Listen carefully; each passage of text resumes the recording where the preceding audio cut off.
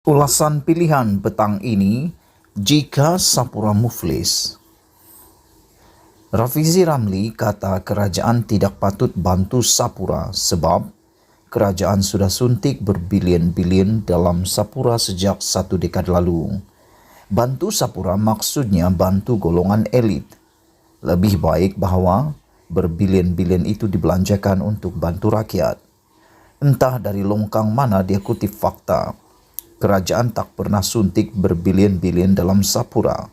Yang suntik ialah PNB wang ASB pada tahun 2019 semasa kerajaan PH untuk PNB muncul sebagai pemegang saham terbesar Sapura dengan kepentingan 40%. Golongan elit mana yang dia maksudkan? Pemegang ASB, pekerja-pekerja Sapura, ribuan vendor-vendor Bumi Putra Sapura, serta pekerja mereka yang terkesan dan bakal turut muflis atau hilang pekerjaan. Ataupun bank-bank tempatan seperti Maybank, CIMB dan RHB yang akan menghadapi kerugian sebanyak 10 bilion yang dipinjam kepada Sapura. Ataupun anak Mahathir Mohamad yang sudah tiada kepentingan dalam Sapura sejak tahun 2017.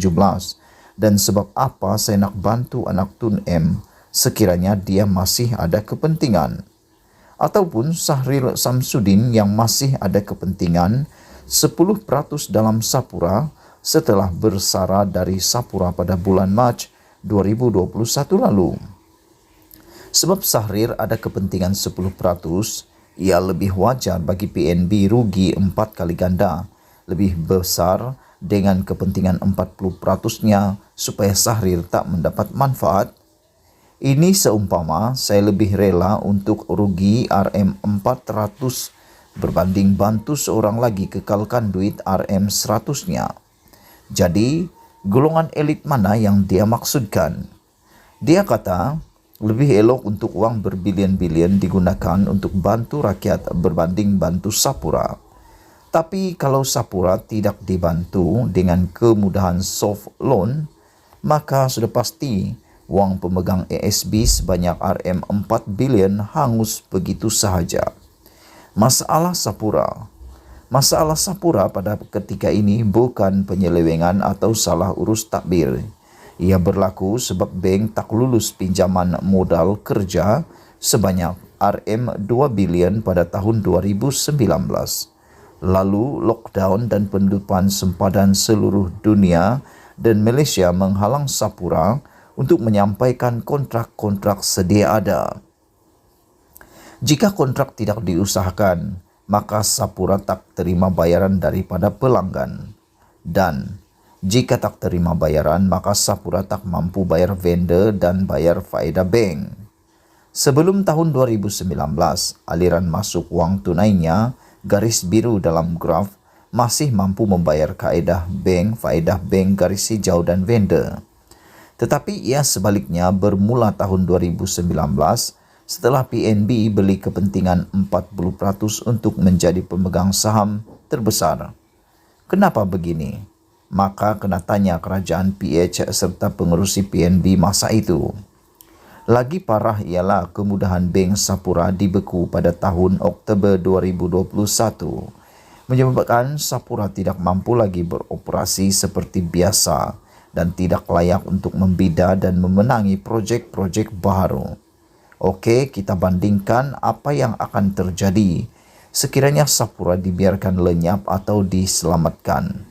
Sekiranya Sapura muflis, kerugian langsung kepada 10.6 juta pelabur ASB adalah sebanyak RM4 bilion.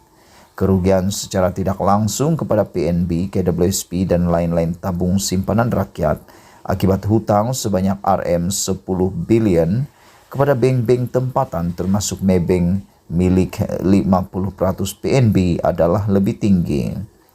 Jika kerugian hutang RM20.5 bilion akibat genting HK memberi impak, maka ini gagal bakal merupakan kerugian RM10 bilion.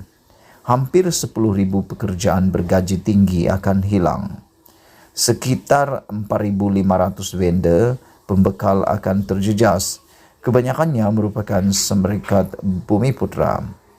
Aset-aset berharga Sapura bakal dijual dengan harga amat murah kepada orang asing. Malaysia akan kehilangan serikat perkhidmatan petroleum terbesar negara bagi sektor paling penting negara. Malaysia juga akan kehilangan sebuah syarikat MNC sebab Sapura juga banyak memenang dan mengusahakan projek di lebih 30 negara asing. Petronas patut ambil alih. Tak untungkan 1 sen pun untuk negara, langsung tak ada manfaat bagi mana-mana pihak. Sedangkan saya ialah untuk Petronas mengambil alih Sapura Energy dari PNB sebab Petronas memang pelanggan dan perlukan perkhidmatan, kepakaran dan aset-aset Sapura. Petronas juga ada kepentingan yang mendalam bagi sektor minyak dan gas.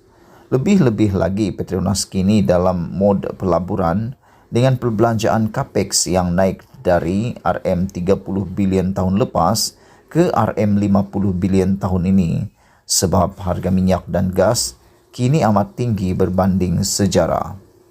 Jika tak guna Sapura, maka kontrak Petronas mungkin diberi kepada syarikat-syarikat asing. Dan pada ketika ini, ketika harga minyak dan gas melambung tinggi, inilah peluang di seluruh dunia bagi syarikat perkhidmatan minyak dan gas paling cerah. Setelah Petronas mengambil alih dan memberi pinjaman mudah atau suntik wang baru, Sapura boleh sambung beroperasi untuk menyiapkan kontrak dan tidak lagi terdedah kepada risiko penalti lewat daripada pelanggan. Keyakinan vendor akan pulih. Keyakinan pelanggan juga akan pulih. Keyakinan bank untuk memberi semula kemudahan kewangan kepada Sapura akan pulih.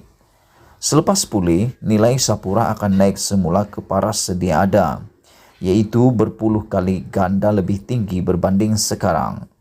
Dan selepas pulih, Petronas boleh jual sebahagian kepentingan saham dalam Sapura untuk mengaut keuntungan besar sebagaimana Petronas jual 5,11% daripada MSIC dengan nilai RM1,8 bilion pada tahun 2019 bawah kerajaan PH dan penjualan kepentingan 6% dengan nilai RM1,77 bilion pada bulan Disember 2020 bawah kerajaan PN.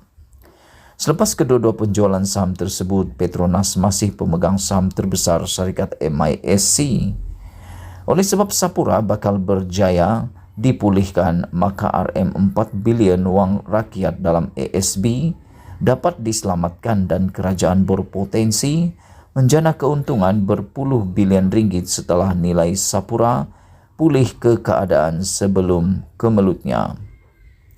Masa itu kerajaan akan mempunyai dana yang lebih besar dari kenaikan nilai Sapura untuk membantu rakyat. Pekerja Sapura serta vendor-vendor Sapura gembira, bank-bank tempatan serta tabung-tabung simpanan rakyat gembira. Kerajaan gembira dan pemegang ASB juga gembira. Negara juga akan mempunyai syarikat MNC yang lebih kuat dalam sektor paling penting, iaitu sektor oil dan gas. Bagi saya, pemikiran Rafizi sangat sempit, bersifat dengki, tak mampu nampak big picture, tak nampak kesan rantaian ekonomi dan tak nampak peluang bagi negara membina kekayaan. Dan inilah beza pemikiran orang PH dengan saya. Saya lebih cenderung untuk membantu dan melihat negara bina kekayaan, manakala mereka lebih suka binasa kekayaan. Ditulis oleh Najib Razak, bekas Perdana Menteri, dipetik dari Malaysia Kini. Tulisan ini disiarkan kali pertama di sini tidak semestinya mencerminkan pendirian Malaysia Kini. Sekian isu hangat petang ini. Kita jumpa lagi. Bye-bye.